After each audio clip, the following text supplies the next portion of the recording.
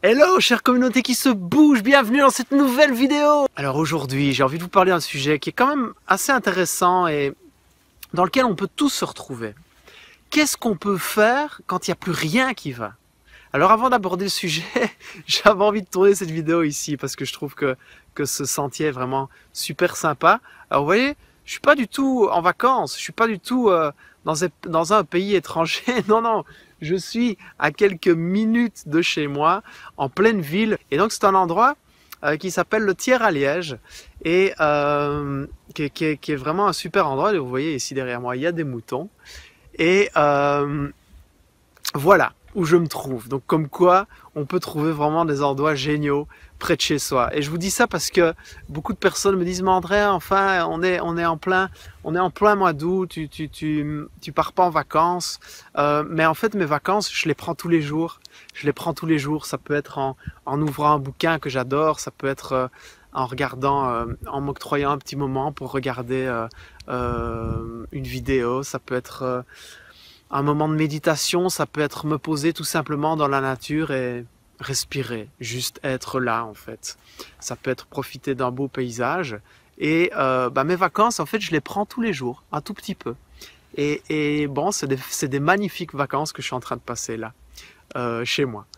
Donc voilà, parce que c'est pas la priorité que je parte maintenant, ça aura lieu un peu plus tard. Mais revenons-en au sujet de la vidéo d'aujourd'hui. Comment est-ce qu'on peut faire quand il n'y a plus rien qui va?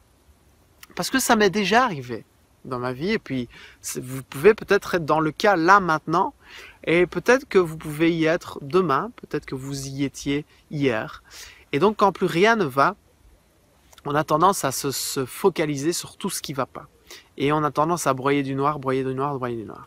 Et dès qu'on part dans cette spirale-là, en fait, on commence à penser, l'esprit est très vicieux, on commence à penser à tout ce qui nous frustre, en fait, à tout ce qui ne va pas. Et puis, on pense à ça, on pense à ça, on pense à ça, on pense à ça, et puis ça s'accumule, et puis on commence à dire, ouais, il n'y a rien qui va, et la vie, ça va pas, et je suis dégoûté, et j'en ai marre, et machin, et machin, et machin. Vous connaissez cet état-là?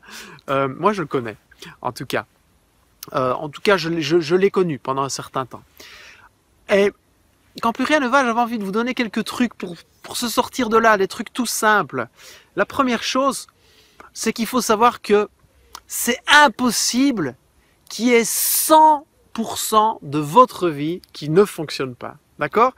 Donc même quand il n'y a rien qui va, il y a quand même des choses qui vont. D'accord? Et je sais bien que dans ces cas-là, ça m'arrive régulièrement de me poser, vraiment de me poser, de m'asseoir et de me reconcentrer sur ma respiration, prendre une grande inspiration, prendre une grande expiration et de se dire, mais nom de Dieu, il n'y a rien qui va, mais je respire, je suis en vie et ça c'est bon. C'est bon, c'est incroyablement bon, je suis en vie.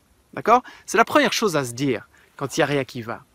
C'est sortir de ce mental qui tourbillonne là à l'intérieur et de se reconcentrer sur des choses extrêmement simples. La respiration, c'est extrêmement simple, c'est gratuit. Vous pouvez vous y reconnecter quand vous voulez et vous dire, bon, je suis en vie en fait. C'est déjà pas mal.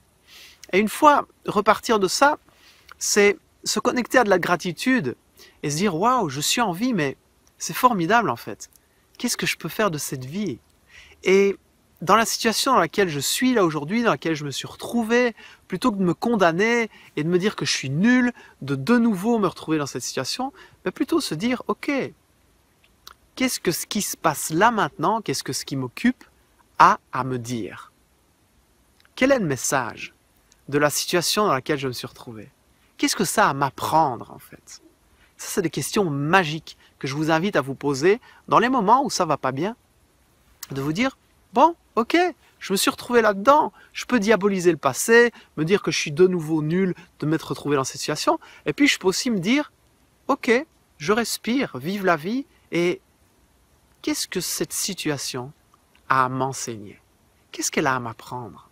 Et quand on se pose cette question-là, on change de lunettes. On change ses lunettes sur ce qu'on est en train de vivre en fait. Et on le voit plutôt en termes d'opportunités.